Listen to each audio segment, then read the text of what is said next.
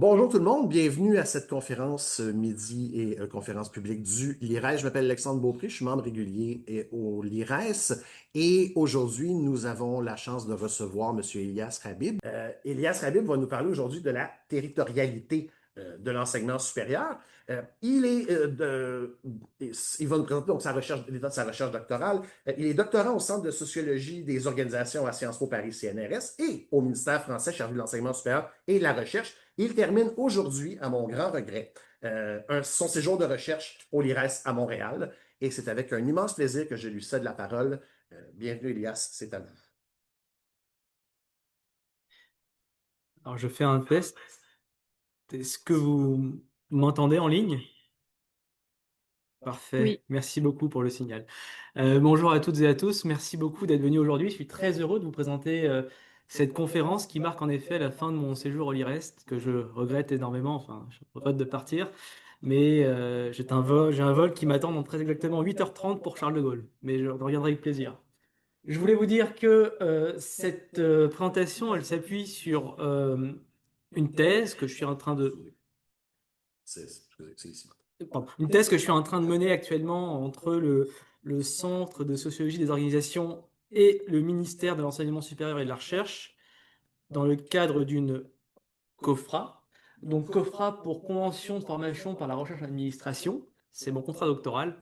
Et c'est un peu l'équivalent de ce qui existait, ce qui existe toujours en France depuis une quarantaine d'années, qui s'appelle les CIFRE, les conventions industrielles de formation par la recherche et qui permettent, ces conventions, de faire une thèse entre un laboratoire de recherche et une entreprise ou une association ou une collectivité territoriale.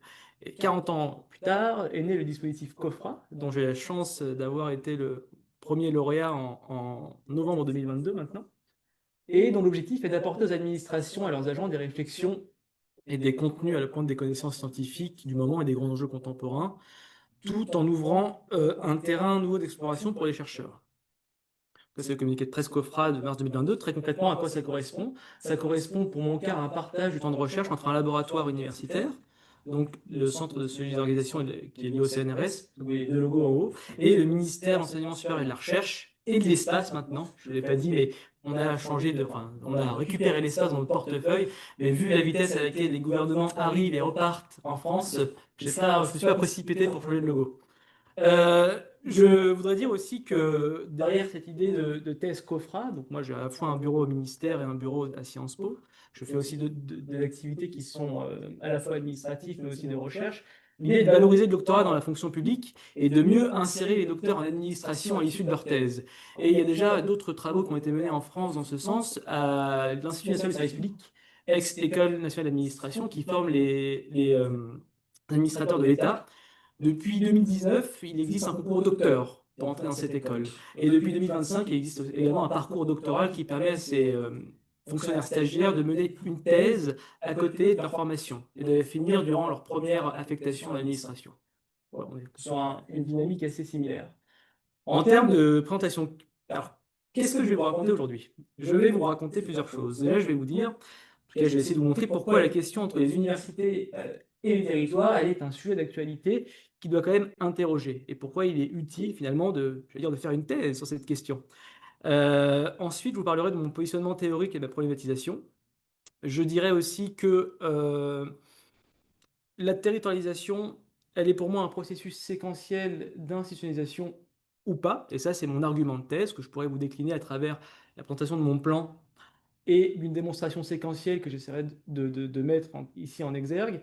Et enfin, d'aborder quelques éléments de conclusion et de discussion, si le temps me permet. Je sais que j'ai un maître du temps juste à côté de moi avec des affiches qui vont m'indiquer s'il me reste du temps ou pas.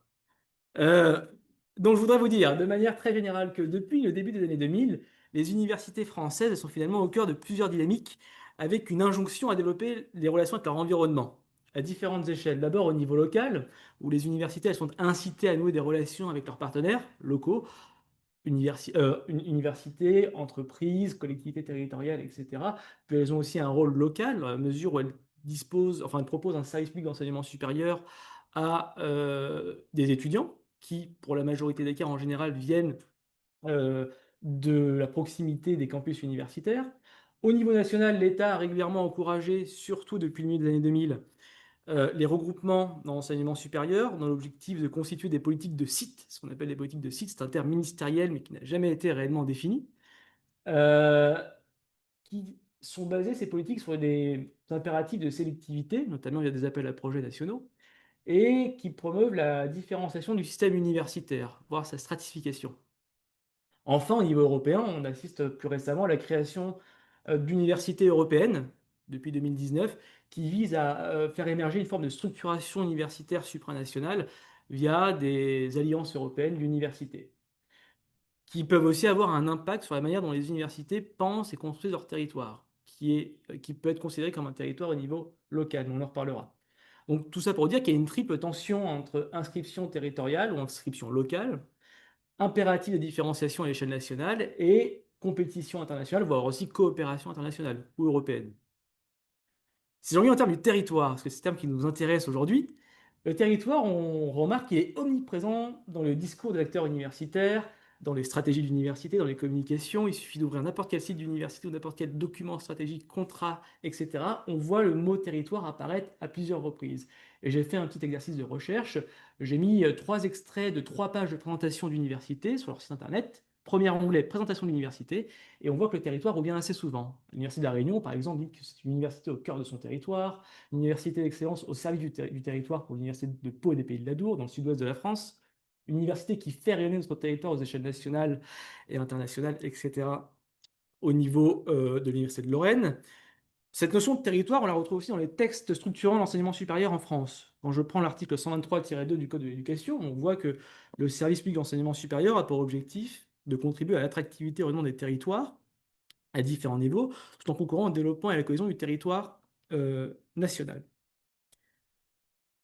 Je prends aussi un autre texte, l'ordonnance du 12 décembre 2018, qui vient, sans rentrer dans les détails, parce que ça pourrait donner lieu à une conférence unique, mais qui vient modifier le paysage en introduisant des nouvelles formes de regroupement d'enseignement supérieur, en disant que ces regroupements et ces rapprochements d'établissements déterminent le territoire pour lequel ils assurent la coordination territoriale de leur offre de formation et de leur stratégie de recherche.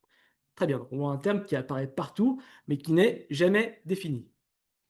Je voudrais dire aussi que la question de l'ancrage territorial des universités, elle s'impose comme un champ de recherche pertinent actuellement, notamment en phase avec les acteurs de terrain. Ce n'est pas uniquement de débats ésotériques, scientifiques, mais il y a vraiment une relation, en tout cas, avec les acteurs qui sont censés l'incarner au quotidien. Je prends quelques exemples de manifestations scientifiques qui sont assez récentes. Le colloque national de l'Association des villes universitaires de France, l'association des communes qui regroupe, enfin, qui accueille au moins une unité d'enseignement supérieur en France, euh, qui a fait un colloque Recherche et territoire en 2024. On peut aussi parler du colloque Europa Enseignement supérieur et recherche en Europe et dans l'ancrage territorial des universités en 2024. C'était vraiment très récent. Et le colloque à venir de l'initiative, l'association des universités en France labellisée ICIT, Université et territoire, à venir dans à peu près un mois, au mois de novembre 2025, et auquel j'aurai le plaisir de participer à Clermont-Ferrand. C'était la séquence publicité. Euh, et la question université et territoire, elle alimente aussi une forme de littérature grise, et on se rend compte qu'il y a un certain nombre de rapports administratifs, ou plus ou moins administratifs, mi-recherche, mi-administratifs, ont été publiés sur la question très récemment, notamment le rapport de la Cour des comptes qui a fait beaucoup de bruit dans l'enseignement supérieur et la recherche université et territoire en 2023, et un rapport plus récent qui date de cet été sur les coopérations interterritoriales dans le champ de l'enseignement supérieur et de la recherche en France. Voilà, une question quand même qui alimente à la fois une production de la recherche, mais aussi de politique publique et de réflexion beaucoup plus générale.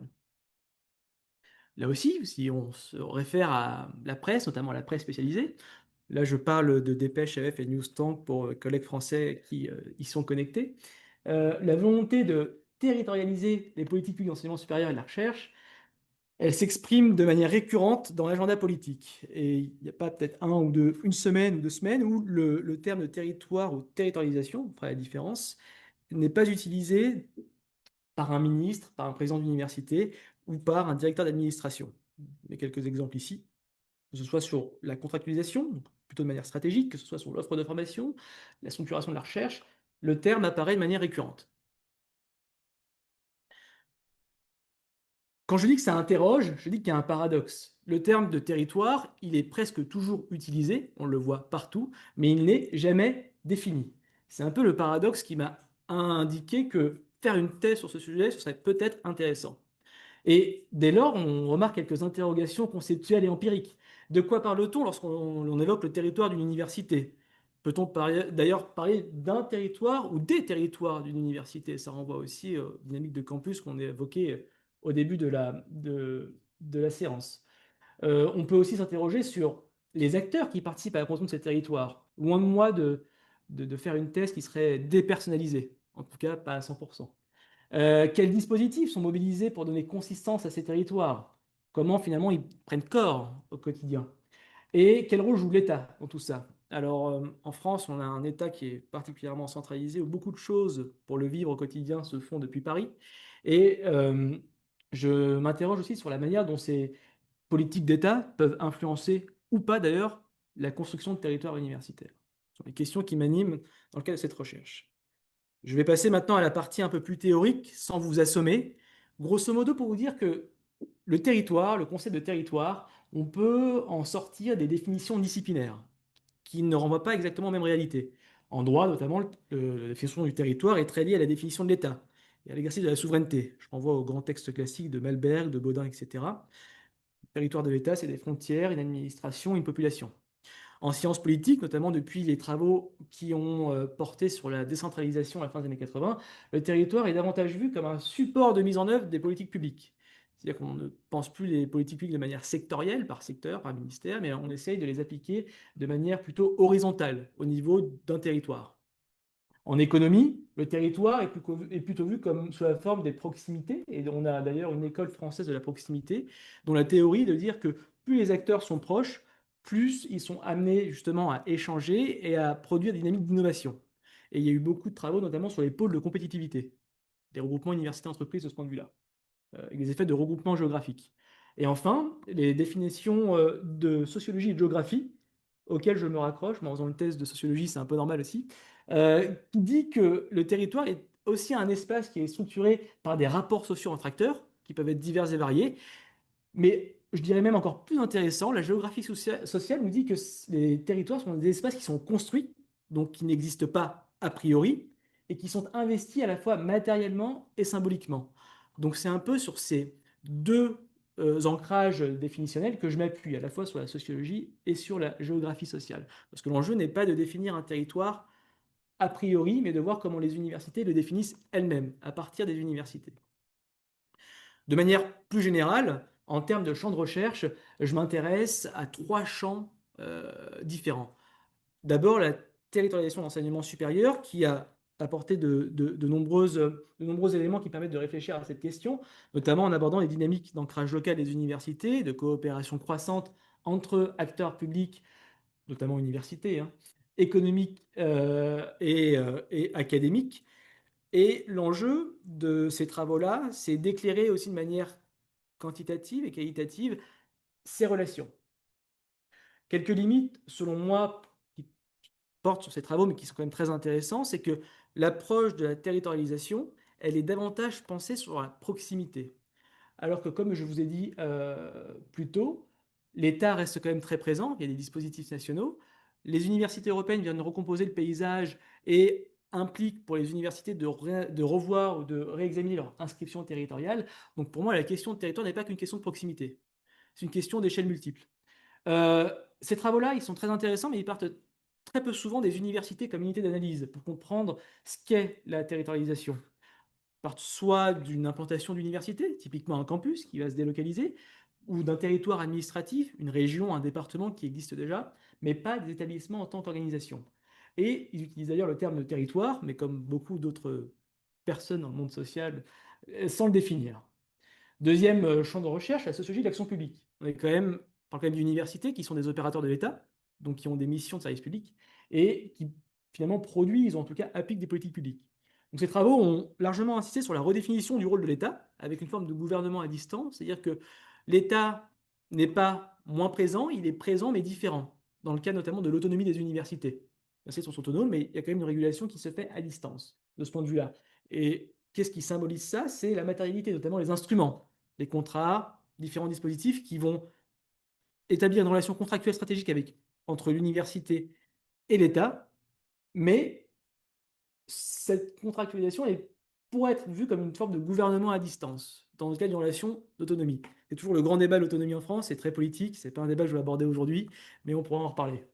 Et enfin, comme je l'ai dit, ils abordent la territorialisation comme une alternative à la fabrique sectorielle des politiques publiques. Donc l'enjeu n'est plus de penser la fabrique des politiques publiques de manière verticale, mais de manière horizontale, à l'échelle d'une unité du territoire. Donc forcément, il y a quelques limites, mais c'est aussi dû à la nature des travaux. C'est souvent une approche qui est par le haut, centrée sur l'État, où le territoire est pensé comme un espace de mise en œuvre de l'action publique. Mais on n'a pas beaucoup d'éléments sur la manière dont les acteurs, en tout cas, le conçoivent dans une perspective plus bottom-up. Enfin, en sociologie des organisations, et je vais décaler ça parce que je ne vois pas mon slide, il y a eu aussi un certain nombre de travaux, et évidemment, je m'y intéresse, si on regarde l'intitulé de mon centre de recherche, ce serait totalement incohérent de pas en parler. Je dis que ces travaux-là sont intéressants dans la mesure où ils ont analysé aussi les interactions entre les organisations de manière générale et leur environnement. Notamment, il y a des rapports qui seraient plus ou moins formels. Il y a des cadres qui sont explicités, on les connaît, ils sont écrits, mais il y a aussi un ensemble de relations informelles qui se déroulent entre les acteurs des organisations et l'extérieur. Les travaux, comme ceux de Wake notamment, ont décrit les universités comme des organisations faiblement liées, c'est-à-dire où les unités qui composent les universités sont faiblement interdépendantes. Donc, je parle notamment des composantes universitaires des facultés. Elles fonctionnent de manière relativement autonome dans un système plus global qu'est l'université, d'où la notion de faiblement intégré. En termes de limites, on peut encore là voir que le territoire est considéré plutôt comme un contexte, mais pas comme un produit d'organisation. C'est-à-dire que ces travaux n'ont pas dit comment ces organisations finalement produisent une forme de territoire, notamment pour les universités. Le territoire est présent de manière quasi naturelle, et cela n'est pas questionné. J'en viens à ma problématisation, certainement la slide la plus importante de ma présentation. Je vous dis aussi que, finalement, ce que j'essaie de proposer dans la thèse, c'est une définition de la territorialisation des universités. Oui? Oui, pardon. Euh, Merci, désolé. Ça m'a fait une petite pause, merci. Je dis que la territorialisation des universités elle renvoie, selon moi, à un processus qui est séquentiel, donc historique, et réversible, avec des retours en arrière possibles, au sein duquel les universités construisent, organisent et légitiment des territoires. Donc on part vraiment des universités pour les définir, en articulant plusieurs dimensions. Des dimensions matérielles, des dimensions organisationnelles, des dimensions relationnelles, parce que le territoire, c'est aussi des acteurs qui l'incarnent, et des dimensions symboliques. Quand je parle de réversibilité, ça amène à la question de l'institutionnalisation de ces territoires. Est-ce que ces territoires sont totalement institués? Est-ce qu'ils existent à un certain moment? Est-ce qu'ils n'existent pas du tout? C'est aussi la question que j'essaie de me poser.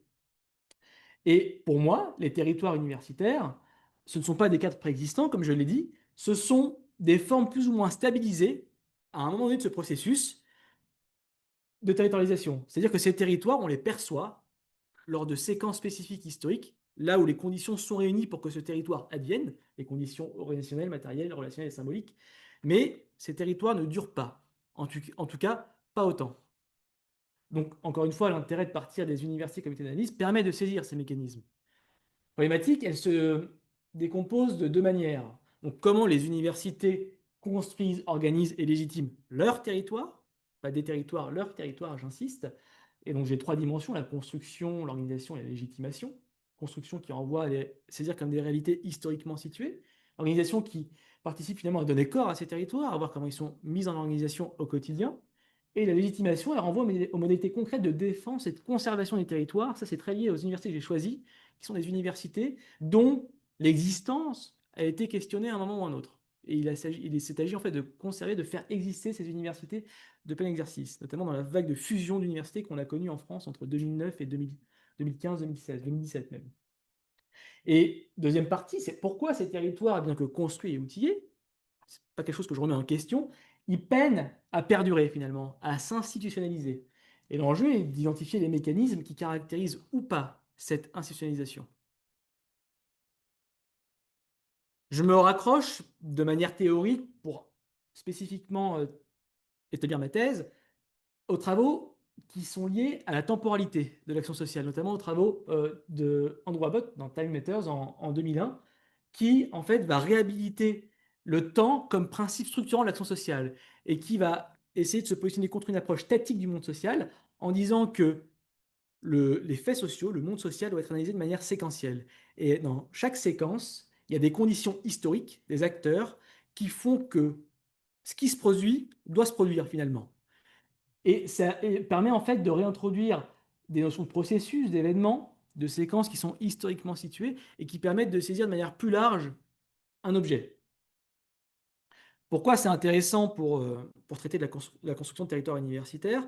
Parce que on a vu qu'il y a des époques qui sont assez différentes dans la manière dont les politiques d'État, mais aussi d'établissement sont menées, notamment vis-à-vis des acteurs territoriaux, de la manière dont on fait territoire. Et ça me permet finalement d'identifier des séquences d'événements avec des temporalités des acteurs multiples qui sont propres à chaque séquence, et également de cette manière des tournants, des stabilisations temporelles, et des retours en arrière dans la manière dont les universités justement font territoire.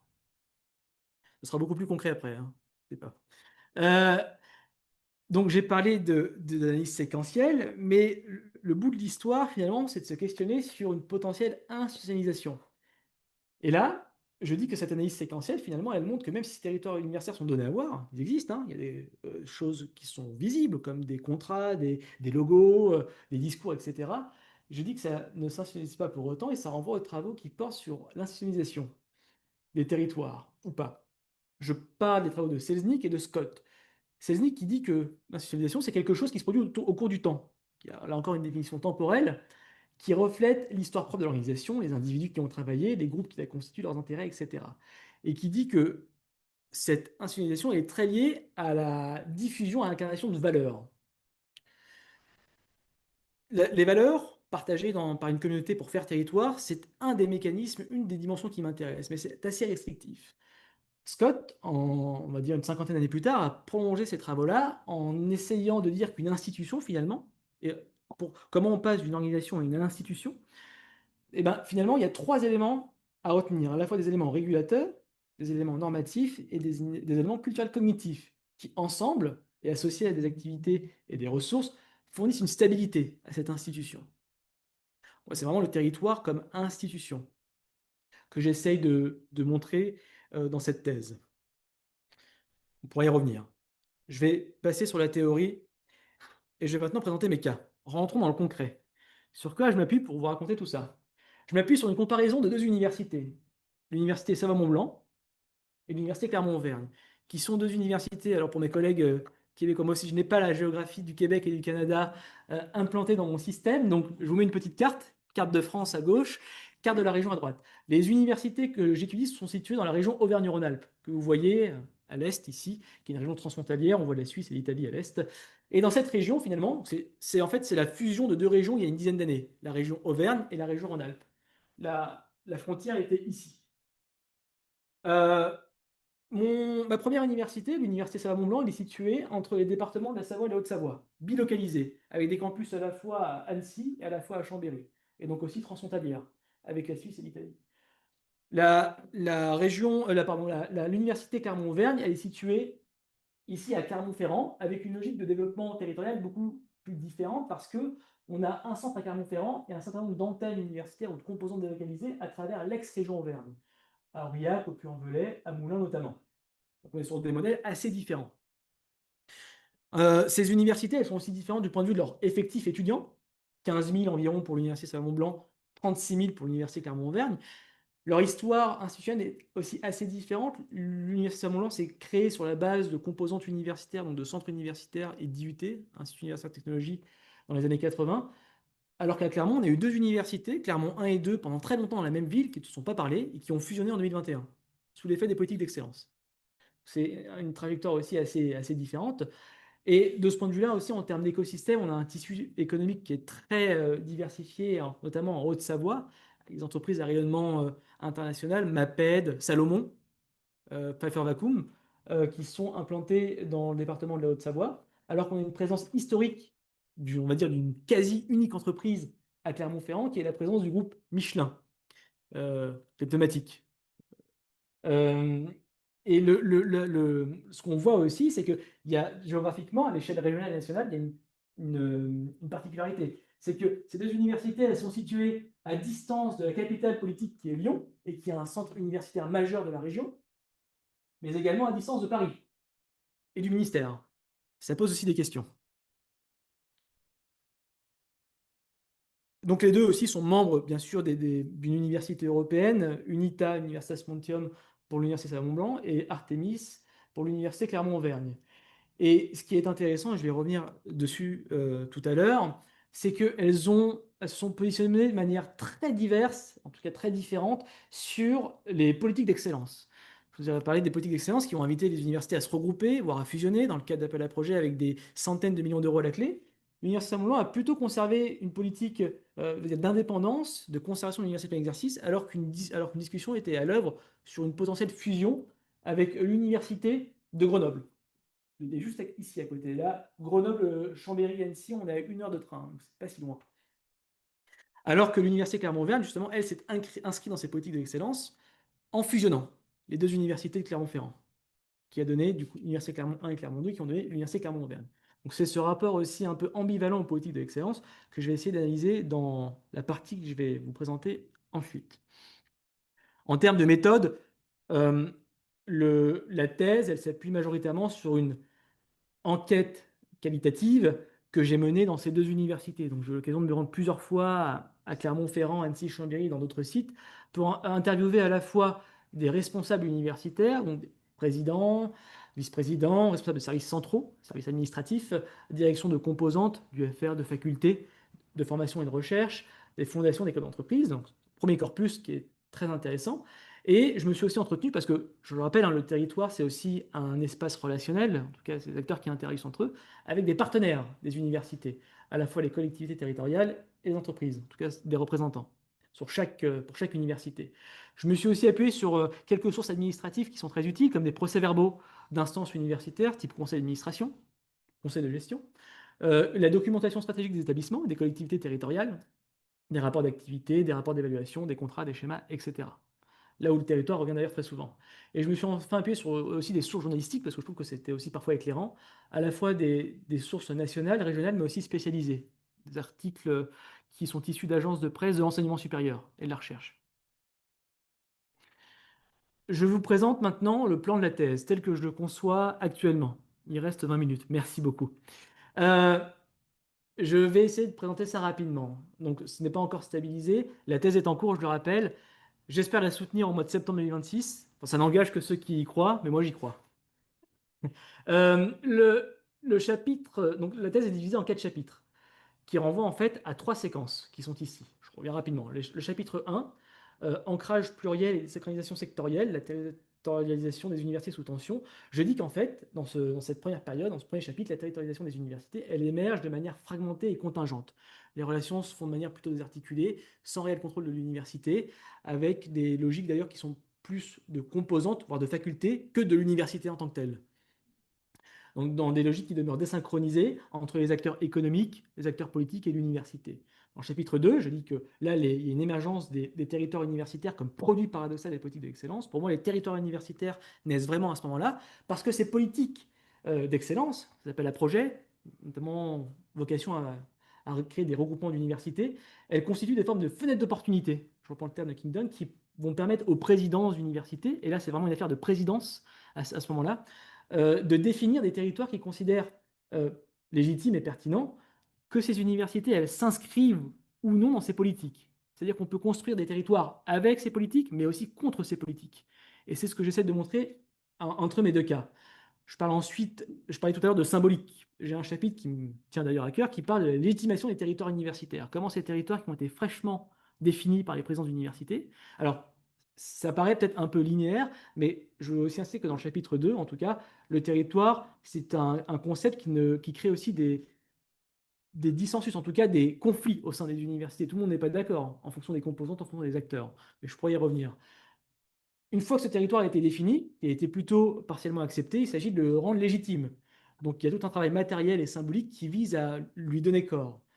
Et c'est ce que j'essaie d'aborder dans ce chapitre 3. Enfin, chapitre 4, je dis que ces territoires qui ont été construits, qui ont été légitimés, ils sont aussi organisés au quotidien via un certain nombre de dispositifs et de processus, mais qui ne s'institutionnalisent pas pour autant. C'est-à-dire qu'ils ne pénètrent pas dans les pratiques des acteurs à 100%, qui sont parfois remis en cause, etc.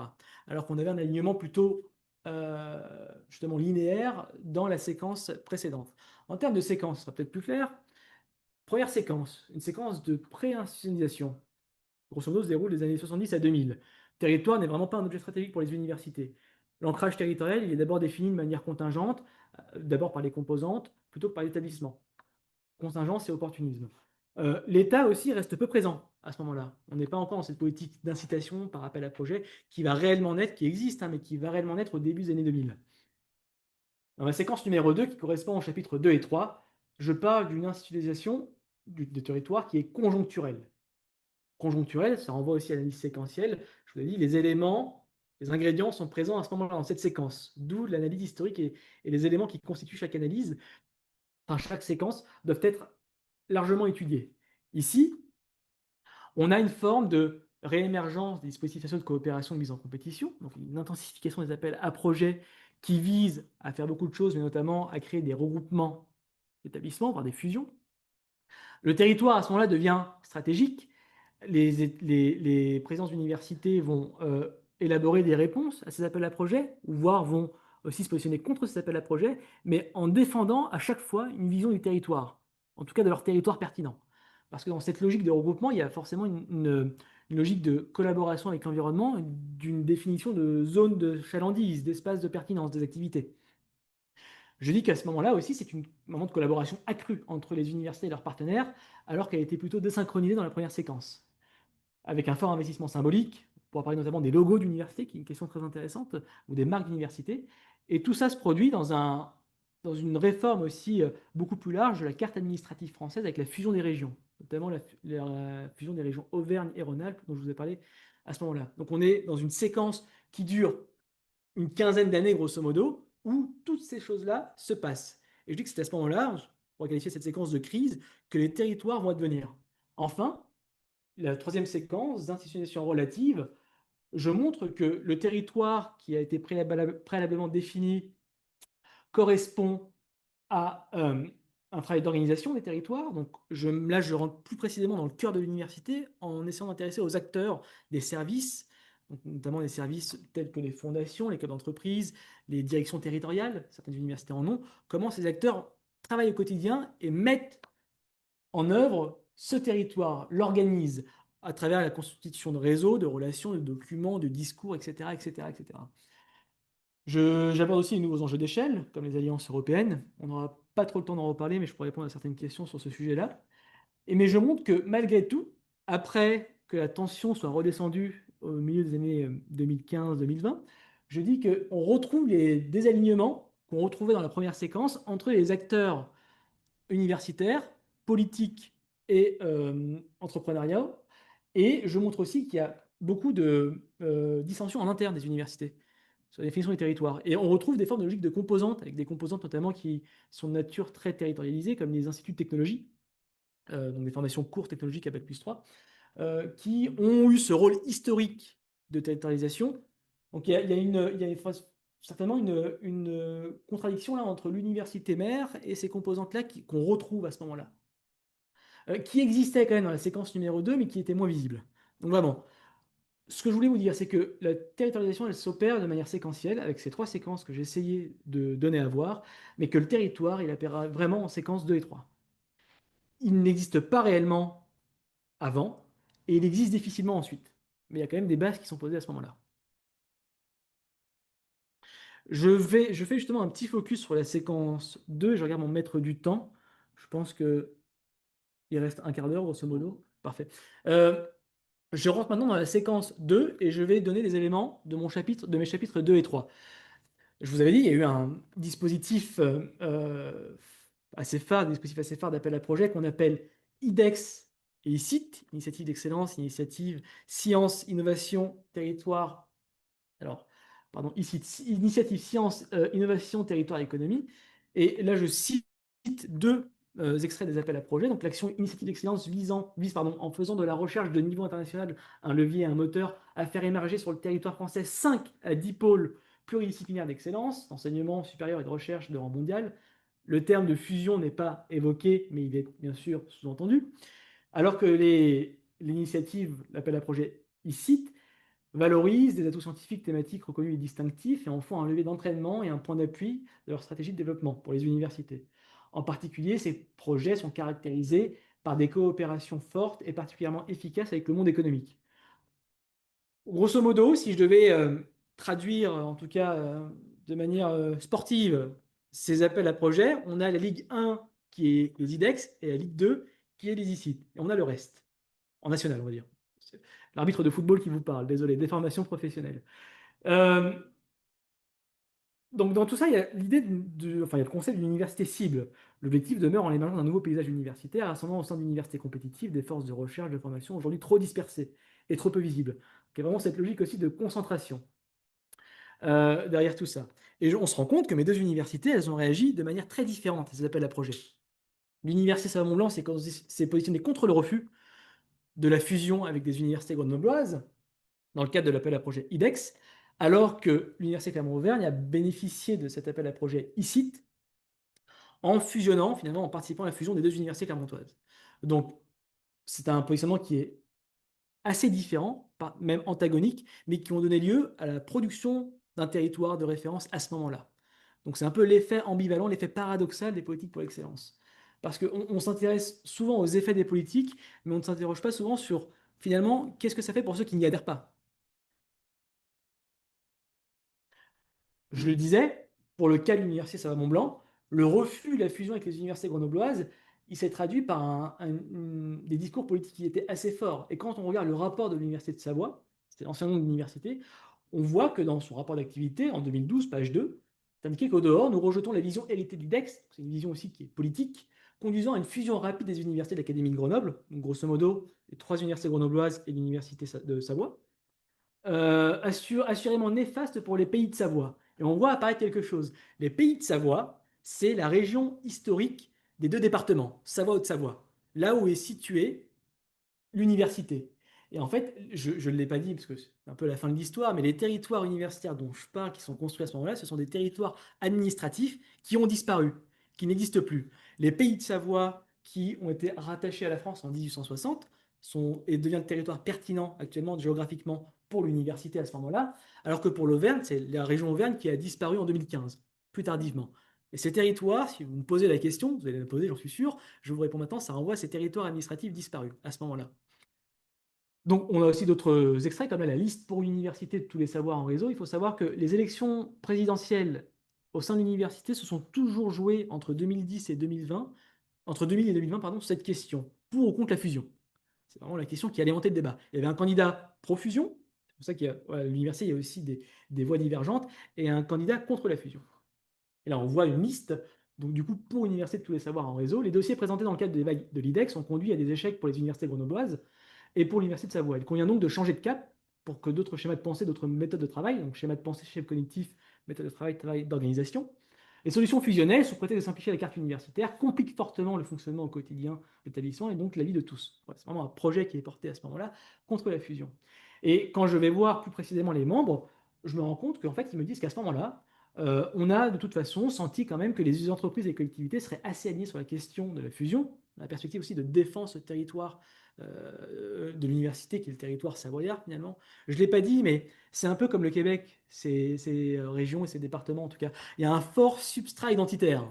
Je veux dire, au Canada, on est québécois, pardon. Je veux dire, on est québécois. Au Québec, on est québécois. Enfin, c'est ce que j'ai vu en 10 semaines de présence ici. Euh, on n'est pas canadien, on est d'abord québécois. En Auvergne, on est d'abord auvergnat. En Savoie, on est savoyard. Comme on pourrait être breton ou corse. Il y a un substrat identitaire historique qui est très fort. Et pareil, dans la manière dont ça a rassemblé les différents acteurs autour du même projet, l'ancien membre présidentiel me disait, mais si je prends le grand triangle entre les élus, les chefs d'entreprise et l'université, on va dire qu'avec les chefs d'entreprise, il est plus facile de s'entendre car on partage les mêmes soucis, on dirige de gros bateaux, un gros bateau qui ne peut pas varier du jour au lendemain. Donc tout ça pour dire que à ce moment-là, quand il s'est agi de défendre un territoire de l'université, voire même la survie de l'université, les acteurs étaient très alignés, à la fois en interne relativement et en externe. Je prends le cas typiquement du changement de logo, cas qui me tient à cœur. À l'époque, avant ces histoires de fusion, on parlait de l'Université de Savoie. donc qui correspondait finalement dans l'appellation à un des deux départements. Il y avait la Savoie et la Haute-Savoie. Lorsqu'il y a eu ces histoires de fusion et cette définition finalement d'une identité à ce moment-là, on est là en 2014-2015, l'université de Savoie a changé de nom et de logo pour s'appeler Université Savoie-Mont-Blanc. Donc il y a toujours la Savoie, on a le Mont-Blanc. Mont-Blanc qui est notamment en Haute-Savoie et qui est une chaîne de montagnes connue à l'international. Donc là, il s'est agi aussi de comment dire, d'étendre cette dénomination à l'ensemble des deux départements, pour qu'eux-mêmes apparaissent finalement dans le symbole, dans ce que représente l'université. Au même moment, ou à quelques mois ou années d'intervalle, l'université de Grenoble, l'université, on va dire, ennemie de l'équipe présidentielle qui porte ce projet à ce moment-là, a changé de nom également. Donc les trois universités qui ont fusionné se sont appelées Université Grenoble-Alpes. Vous avez les Alpes contre le Mont Blanc. Il y a aussi des références qui sont topographiques, qui sont géographiques, qui sont très fortes à ce moment-là. Donc là, je cite une petite brève que j'avais lue, Index de Grenoble, refusant la fusion, l'Université de Savoie ne fait pas partie des 12 partenaires du projet. Mais il y a un rapport au territoire et un rapport à la géographie qui est quand même très fort dans la manière dont on se positionne, à la fois pour et contre. Et on pourra y revenir, mais ce sera à peu près la même chose pour l'université Clermont-Auvergne. De manière aussi importante, durant ce moment-là, c'est la séquence où il va se produire un investissement très fort en termes administratifs, symboliques et matériels de ce territoire bidépartemental maintenant, qui est vraiment ancré en Savoie et en Haute-Savoie, avec des contrats qui vont être noués, notamment entre le Conseil Savoie-Mont-Blanc, c'est l'instance de coopération départementale Savoie-Haute-Savoie, et l'université, avec des initiatives qui vont amener à lier entreprises et universités à travers la formation d'un club d'entreprise à l'échelle des deux départements, avec des bureaux. Maintenant, si je passe rapidement au cas de l'UCA, on voit que le cas de l'UCA, l'Université Clermont-Auvergne, c'est assez différent de ce point de vue-là. Il y a une fusion des deux universités dans le cadre de l'appel à projet ICIT. Je cite un membre de l'équipe présidentielle, en plus, il nous semblerait assez évident que sur cet appel à projet IDEX et ICIT, de toute façon, les deux universités clermontoises n'auraient jamais pu y postuler, seules. L'université Clermont 1 et l'université Clermont 2 de l'autre. La création d'une université unique sur le site de Clermont avait une vraie valeur ajoutée puisque ça permettait de pouvoir postuler au programme d'excellence universitaire. Et là, du coup, contrairement à l'USMB, la peur de disparaître, elle se traduit par une fusion. Alors que dans le premier cas, c'est un refus de la fusion. Dans l'ICIT, il y avait quand même le côté vital. C'est la bonne nouvelle qui arrivait au bon moment, où on voyait des administrations, des centres de décision qui partaient. Je vous rappelle, les deux régions ont fusionné, tout a été basculé à Lyon en termes administratifs. Alors qu'avant, les services de la région Auvergne, qui n'existent plus, étaient en Auvergne. Maintenant, la capitale de la région Auvergne-Rhône-Alpes est Lyon. Et la Bellicite représente quelque chose de fondamental pour l'Auvergne et pour l'université Clermont-Auvergne. Il est clair qu'au moment de la fusion, toute autre décision aurait été une erreur. Et de cette manière-là, on voit aussi une forme de lien qui se crée de manière beaucoup plus solide entre les acteurs universitaires et les acteurs extérieurs. À l'occasion de l'appel à projet ICIT, on a notamment rédigé ce qu'on appelait un pacte territorial qui a été signé par la région, la métropole, les communautés, les conseils départementaux, etc., dans lesquels l'université est implantée pour soutenir le projet et indiquer qu'il y avait une implication des collectivités dans ce projet. L'enjeu est de dire que... 10 minutes, merci. L'enjeu est de dire que finalement, cette période de synchronisation entre acteurs, elle participe vraiment à l'émergence d'un référentiel commun et d'une définition commune du territoire. Vous avez dit qu'à l'époque, en 1970, entre 70 et 2000, les acteurs étaient plutôt désarticulés, en tout cas désynchronisés dans leur manière de penser le territoire et leurs relations. Et c'est un effet structurant dans tout ça des politiques d'État, que les établissements, encore une fois, y adhèrent ou non. Et on le voit, pareil, l'université Clermont-Auvergne, alors à l'époque c'était l'université d'Auvergne, Clermont 1, et l'université Blaise Pascal, Clermont 2. Quand il s'est agi, là encore, de construire la nouvelle marque de l'université fusionnée, c'était pas l'université Clermont-Auvergne. En retenant Clermont comme siège de l'université et l'Auvergne comme région historique d'appartenance, au même moment où l'Auvergne disparaissait de la carte administrative, parce que fusionnait avec la région Rhône-Alpes. Et là, on le voit, il y avait aussi un soutien des politiques fort contre cette fois-ci la fusion des régions, notamment Giscard d'Estaing, qui était notre ancien président, mais qui a été le président du conseil régional de la région Auvergne, avec une position aussi là, assez contre ces phénomènes de recomposition administratifs. De manière aussi parallèle, on repère que l'espace national enseignement supérieur fait preuve d'un certain investissement. Les universités vont faire partie d'alliances, de regroupements, de confédérations d'universités qui visent finalement à promouvoir la défense de leur modèle territorial, soit un modèle de petite université ancrée sur son territoire, ou un modèle qui est relatif aux universités ici, mais avec aussi une défense du territoire quelque part. Le président de l'université de l'époque, Denis Varachin, en Savoie, celui qui a défendu corps et âme un refus de la fusion avec Grenoble, va fonder l'Alliance des universités de recherche et de formation, ex-petite et moyenne université. C'est une alliance, un regroupement qui va regrouper les présidents d'universités qu'on appelle petite et moyenne université à l'époque. C'est devenu péjoratif maintenant, donc on parle d'université plutôt territoriale. Et donc à ce moment-là, ce président va exporter la cause de son université à l'échelle nationale.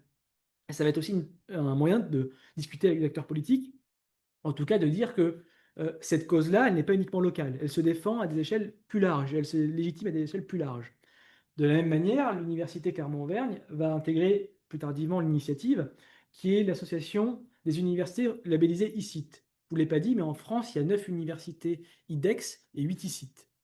Les 9 IDEX, c'est les pôles majeurs Paris-Saclay, Strasbourg, Bordeaux, euh, Paris-Cité, Sorbonne Université. En général, il y a une fusion qui est passée par là.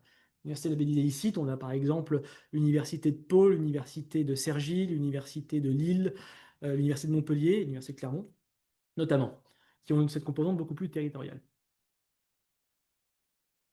En termes de conclusion, je crois que je suis assez bon. Est-ce que je peux me prendre une petite gorgée d'eau? Merci.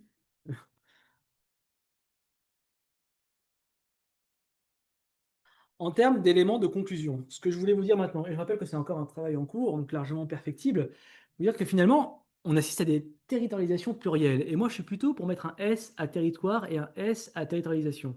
Pourquoi un S à territoire?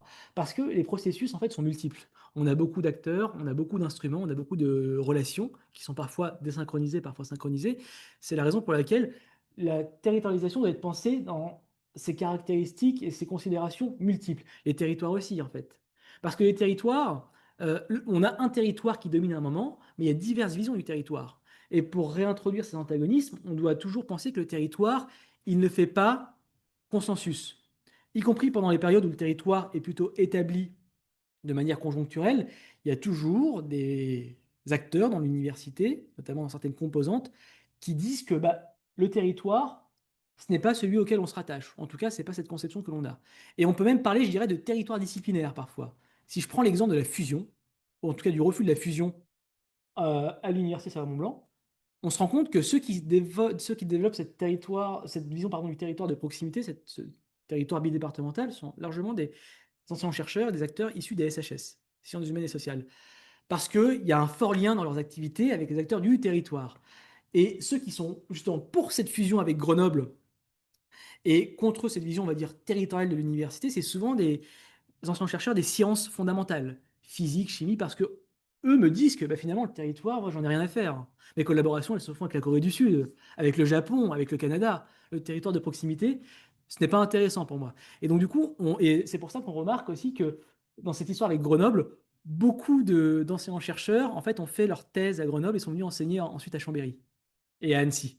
Et donc il y a aussi ce lien, mais d'explorer ce lien, en fait, ce retour finalement à l'université mère, à l'alma mater, dans ces dynamiques d'adhésion à la fusion. Parce qu'il y a eu quand même des gens qui ont adhéré à la fusion, je vous l'avais dit, hein, c'est une question politique.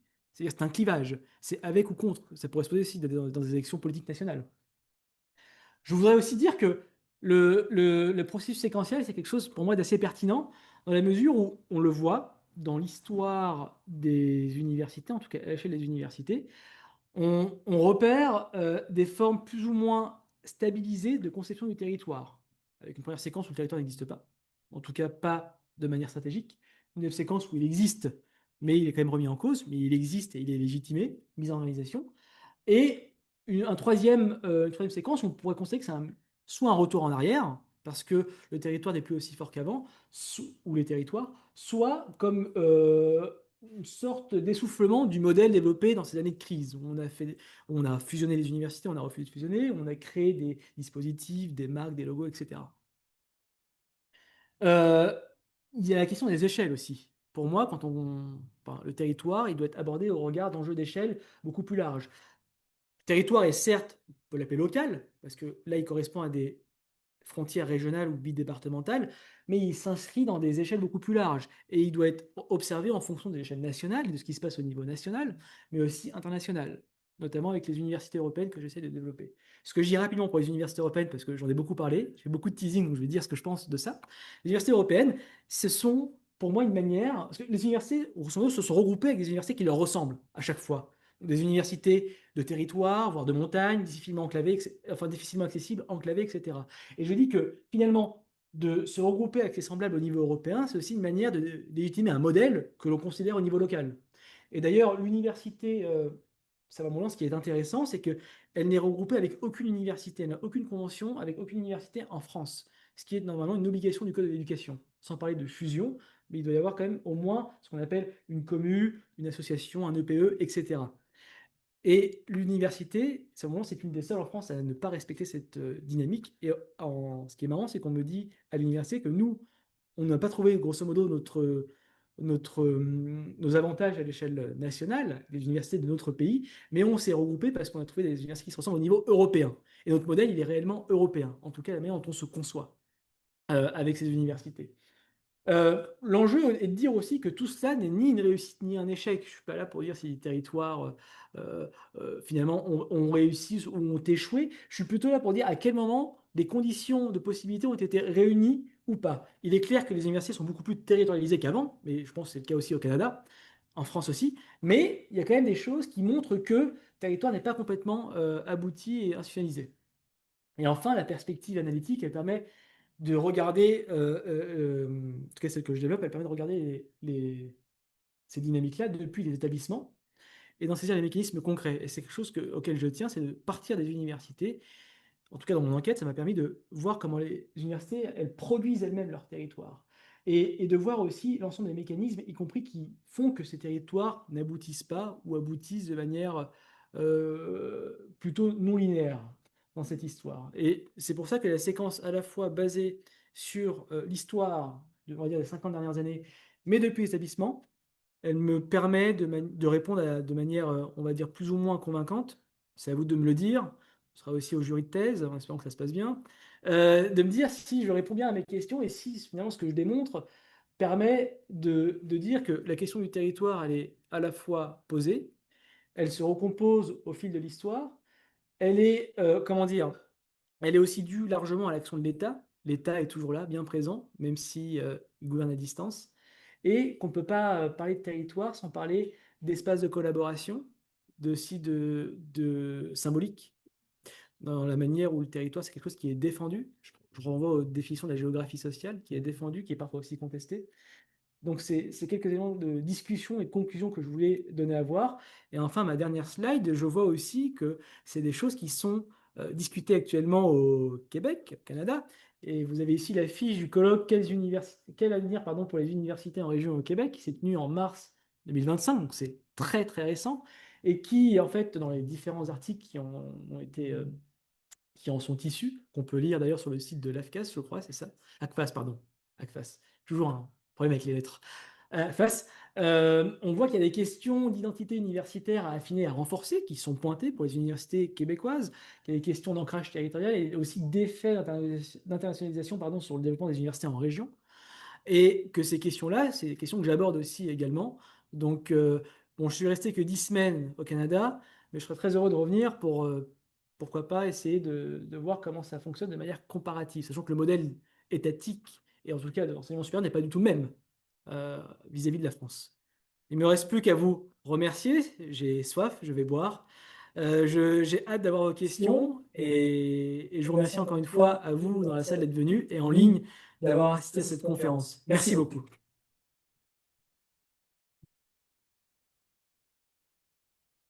Merci beaucoup, Monsieur Ça Hatta. marche. C'est À absolument bientôt. inacceptable. Vous êtes identifié, vous serez trouvé. Euh, on va. Merci beaucoup. Excusez-moi, je m'attendais pas. Si vous avez des questions à adresser à Elias, c'est le moment. Vous pouvez le faire soit dans le clavardage, soit en prenant la parole. C'est assez informel, on est assez bon enfant là-dessus, si vous voulez. Juste ouvrir votre micro et poser une question. ou s'il y a peut-être des gens en direct qui, une fois qu'ils ont terminé de tout casser, Mhm. oui. Oui, Merci, avec Eliane, plaisir. la présentation est très intéressante. Je suis contente d'avoir pu avoir cette aperçu-là avant la soirée. J'étais curieuse par rapport aux dynamiques de différenciation du système universitaire dont tu parlais au début.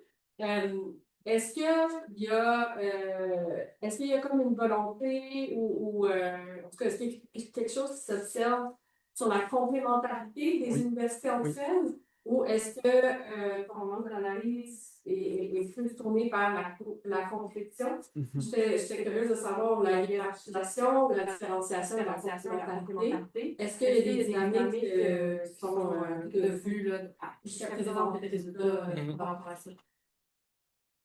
Bien sûr. Merci Laurence. Je suis très content d'avoir présenté ma recherche aussi aujourd'hui.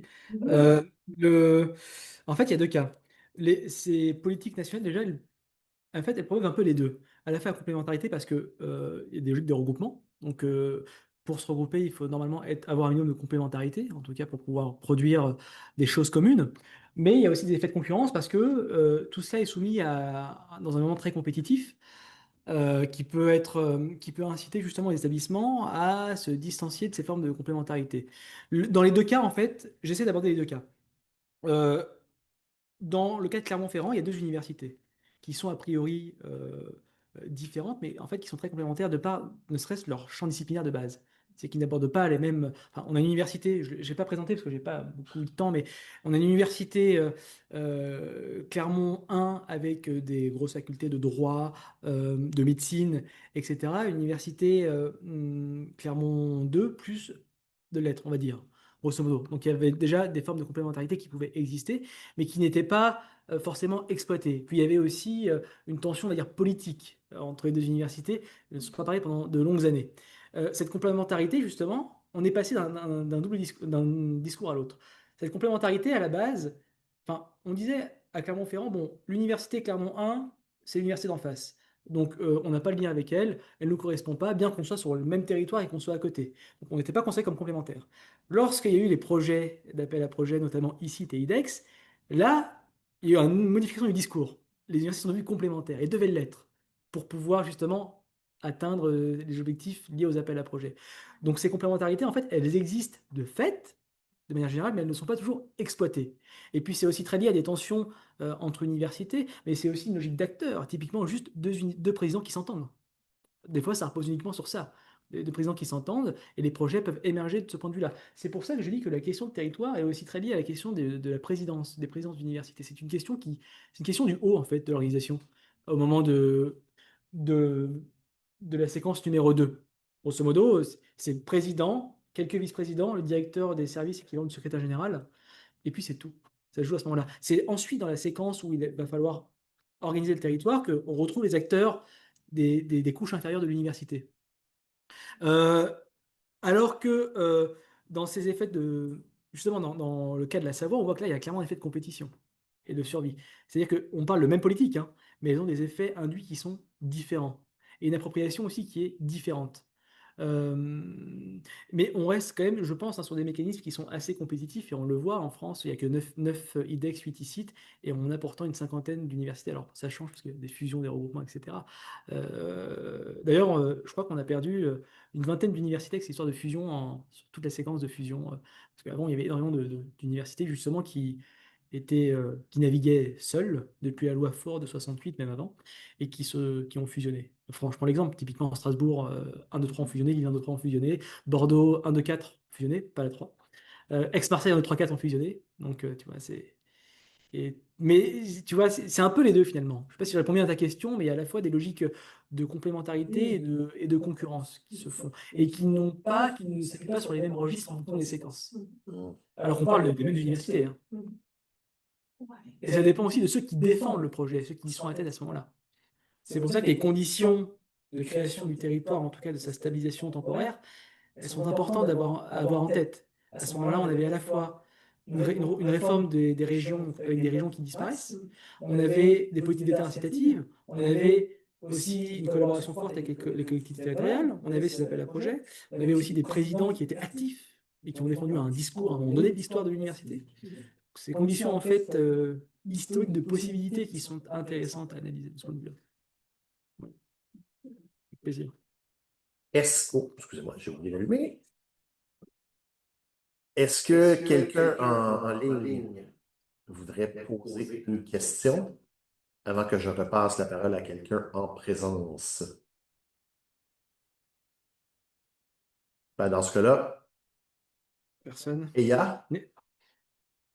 Peut-être qu'il y a pas, je ne sais pas si tu as fait des entrevues auprès des professeurs. Tu avais parlé un peu que les points de vue par rapport à la fusion étaient très divergents. Il y a des personnes pour et d'autres contre. Je me demandais comment les professeurs d'université, des universités qui ont fait une fusion, ont vécu cette fusion-là, quelles répercussions il y avait eu sur leur carrière, Oui. mais aussi sur les collaborations de recherche. Puis, en contrepartie, dans les universités où est-ce qu'il n'y avait pas de fusion, est-ce qu'il y avait eu des répercussions sur les collaborations, notamment en matière de recherche chez ces professeurs-là?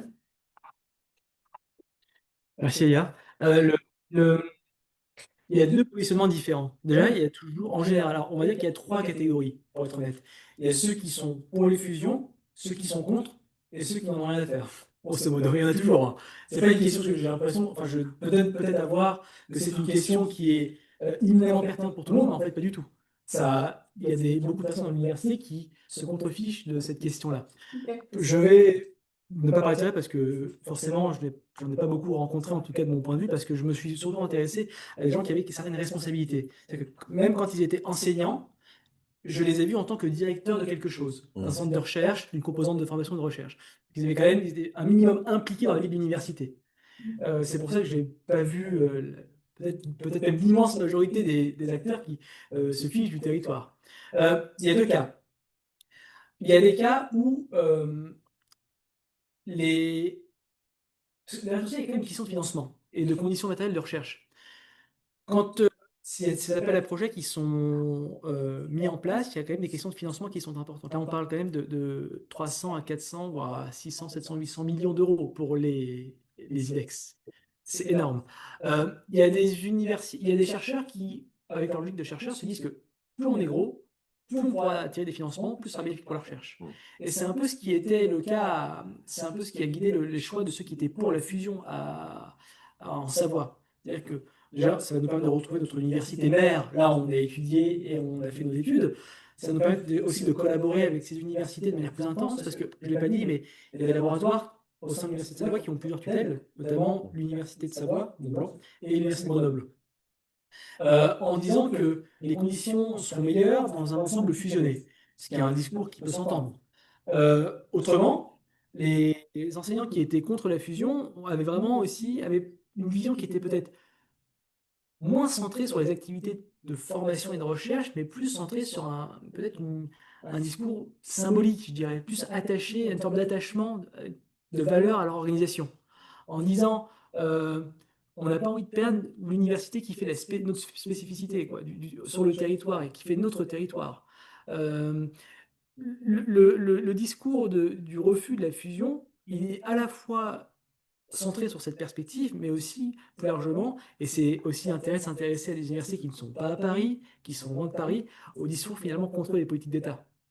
C'est aussi de ça dont se nourrissent un peu, comme le président, ces acteurs-là. Donc je dirais qu'il y a à la fois un discours qui est plus basé sur les activités quotidiennes de recherche et de formation, et là c'est pour les anciens chercheurs qui vont peut-être recourir à une volonté de fusionner, et quand c'est contre la fusion, ça va être un autre type de discours, plus symbolique, contre l'État, pour la préservation du territoire, pour le bien de l'université, etc., etc. Mais les motifs sont assez différents, assez différents. De ce que j'ai vu sur mon terrain d'enquête. Mais je insiste, hein, l'idée d'aller voir ces universités, parce qu'on peut aussi se demander comment je les ai choisies, c'est aussi d'aller voir des universités qui avaient déjà cette petite composante territoriale et qui avaient aussi cet éloignement de Paris. Parce que je ne sais plus à qui je le disais, mais quand vous êtes Elias Habib, doctorant au ministère de l'Enseignement supérieur et de la Recherche qui est à Paris, à Sciences Po qui est à Paris, vous arrivez, c'est un peu le Parisien qui est parachuté en région. Donc c'est aussi l'idée, enfin c'était parfois assez compliqué avec certains secteurs, et on le voit, en me disant, mais oui, mais vous venez du ministère, vous devez comprendre ce qui se passe. Ou vous venez de Sciences Po, vous ne pouvez pas comprendre ce qui se passe justement chez nous. Donc c'est aussi cette perspective-là qui m'intéressait. On, on a une question en ligne de Biba Fakouri, qui, après vous avoir encensé sur la présentation, euh, mentionne que son interrogation concerne la formation à distance. Comment vient-elle bousculer la notion de territoire et de frontière d'un territoire en particulier? Oui, merci beaucoup. Biba, merci, j'ai lu le commentaire. C'est très gentil. Je voulais vous dire que la question d'enseignement à distance, c'est une question à laquelle je ne me suis pas intéressé dans le cadre de la thèse, mais je dis qu'elle recompose la manière de penser finalement ces ancrages territoriaux. Et je prendrai un exemple, les campus connectés. C'est un dispositif promu par le ministère qui vise finalement à proposer des formations universitaires à distance dans des bâtiments dont la propriété, en tout cas mise à disposition par les collectivités territoriales, à distance du campus. C'est-à-dire que ces campus connectés, ils vont permettre à des étudiants de suivre, par exemple, à Lille, à Paris, à Marseille, des formations de l'Université de Savoie. Donc, de cette forme-là, il y a une forme de... Là aussi, c'est la question, est-ce qu'on peut parler vraiment de territoire jusqu'à ce niveau-là, ou de territorialisation? Mais en tout cas, l'idée, via ces campus, est de rendre accessible l'enseignement supérieur à ceux qui ne peuvent pas, notamment les étudiants sportifs de haut niveau, les mères étudiantes, les étudiants en situation de handicap ou malades. Et l'idée, en fait, dans cet enseignement à distance, c'est de dire que l'université peut dispenser son savoir partout. Et que là, on n'est plus vraiment dans la logique de conservation, de territorialisation, mais dans une logique, je veux dire, d'accessibilité à l'enseignement supérieur. Mais ça permet aussi aux universités qui en accueillent, parce que, en fait, un campus connecté, c'est à la fois une collectivité territoriale et une université. Et les universités qui accueillent sur leur territoire des campus connectés, ça peut paraître en fait, je suis en train de réfléchir parce que je me dis que à l'époque, on était dans une dynamique plutôt d'antenne universitaire, c'est-à-dire de création de sites délocalisés où il s'est agi dans la perspective de massification de l'enseignement supérieur, de rendre l'enseignement supérieur accessible. Créer beaucoup de campus, c'est pour ça qu'à Clermont-Ferrand, par exemple, les campus de Moulins, Montluçon, Aurillac, etc., avaient ce but-là à la base, de rendre l'enseignement supérieur accessible, sont autonomisés, etc. Là, je pense qu'on est dans cette logique-là, mais dans des perspectives beaucoup moins grandes. Beaucoup moins grandes. Et il ne me semble pas que l'enseignement à distance, en tout cas tel qu'il est présenté actuellement, soit une composante de la construction de territoire universitaire, en tout cas un des premiers enjeux. Un des premiers enjeux. Mais d'ailleurs, ça va se poser parce que la question des universités européennes va aussi redessiner la manière dont on enseigne, dont on aussi crée un diplôme européen, dont on collabore. Et même s'il y a des sessions qui sont prévues, l'enjeu en fait est que chaque semestre se fasse dans l'une des universités du réseau, avec un diplôme final multi-établissement. On n'est pas encore là. Mais donc du coup, ça rebat les cartes de ce point de vue-là. Et c'est une des composantes, parce qu'on pourrait aussi parler de dynamique de recherche ou d'autres collaborations. Tout à fait. Peut-être une dernière question Oui, de la part de Émile Salomon-Zambois SNB, qui il en a envoyé deux. M. Salomon, ça ne vous dérange pas, je vais en choisir une des deux au hasard. Comment les jeux d'influence entre acteurs locaux, institutionnels et nationaux affectent-ils la stabilité ou la temporalité des dispositifs d'assurance qualité? En assurance qualité. D'accord. C'est pas précisément une question que j'ai abordée dans la thèse. Est-ce que tu peux peut-être repréciser l'angle de la question, Émile? On va prendre quelques secondes pour que Oui. Émile nous envoie une précision. Ou préféreriez-vous, M. SNB, que je pose l'autre question peut-être? Ta voix est décidée. Bon, écoute, je vais y aller avec la Parce deuxième que, question. en fait, je pourrais répondre, ce ne serait pas lié à la thèse, ce serait lié à mes activités d'expert étudiant dans des agences Non, mais d'assurance qualité. j'ai l'impression que c'est vers là qu'il s'en allait. Ah, Mais- oui, c'est ça. Donc, oui, allez-y. Lié lié aux expériences, on peut sortir du cadre de la thèse, vous êtes un type d'expert, monsieur. Bien sûr. Je vais relire la question pour être sûr, parce que là, le cerveau. Comment les jeux d'influence entre acteurs locaux, Oui. institutionnels et nationaux affectent-ils pas seulement la stabilité, la temporalité, mais affectent-ils en général les dispositifs d'assurance qualité? Je dirais que déjà, on est en tout cas, ce que je connais de l'assurance qualité, on est dans un contexte où il y a des normes qui sont supralocales, voire supranationales, notamment en Europe, on a les standards européens d'assurance qualité qu'on appelle les ESG, qui permettent de définir par des interactions entre des acteurs locaux, universités, des États et en l'occurrence une association européenne qu'on appelle MK, de définir ces normes et c'est dans la manière de penser l'assurance qualité. Donc finalement l'assurance qualité est toujours pensée de manière multi-échelle, même si elle s'applique à travers des mécanismes et des évaluations qui sont a priori à l'échelle locale, de formation, de laboratoire et d'université. Euh, je dis aussi que lorsqu'il y a des concertations de cette manière, comme actuellement les standards européens d'assurance qualité sont en train d'être repensés, on invite un certain nombre de parties prenantes de toutes les échelles, et notamment les entreprises, les universités, les acteurs politiques, à finalement voir ce qui est pertinent, ce qui ne l'est pas dans la manière dont on évalue les établissements. Et je dirais que l'assurance qualité, de manière générale, en tout cas telle que je la conçois, c'est aussi une manière de réunir toutes ces échelles-là. Quand on va évaluer une université, on va s'intéresser à la fois aux universités, on s'intéresse aussi à la manière, au contexte dans lequel l'université évolue. C'est aussi, je vois que la directrice de l'AEQS est partie, mais c'est la logique d'évaluation fit for purpose, s'intéresser finalement à l'université telle qu'elle est dans son contexte et à ce qu'elle peut faire, à ce qu'elle ne peut pas faire. Et c'est d'ailleurs souvent ce que j'explique, on n'évalue pas l'université de la même manière. Moi, j'ai fait pas mal d'évaluations en Afrique subsaharienne, à Paris, qu'à Yaoundé, qu'à Tunis, etc. Donc, il y a cette composante-là qui est intéressante à avoir, je trouve.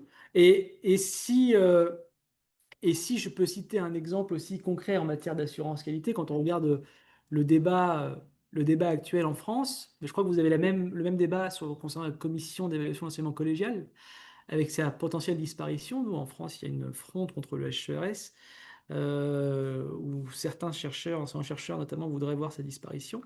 On voit qu'aussi, c'est des enjeux qui affectent à la fois la communauté académique, mais aussi la communauté extérieure, dans la mesure où beaucoup de personnes sont positionnées pour ou contre cette suppression.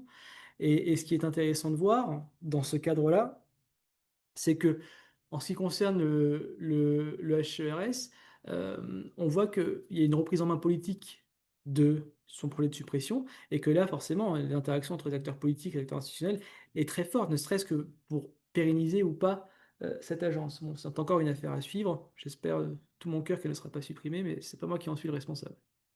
Voilà. Mais avec plaisir, Amy, pour parler d'assurance qualité ultérieurement. Merci Elias pour ta Merci. conférence. Et, je vais poser une question qui a relation avec ma recherche, parce que j'ai étudié les universités argentines, les universités publiques nationales Oui. argentines Oui. relèvent du ministère national de l'éducation. Mais elles sont situées dans les différentes provinces. Et c'est un constat secondaire, j'ai remarqué qu'elles prennent une espèce de représentation de la province où elles sont. Et toi, tu as parlé de territoire des universités dans des régions qui n'existent plus. Oui.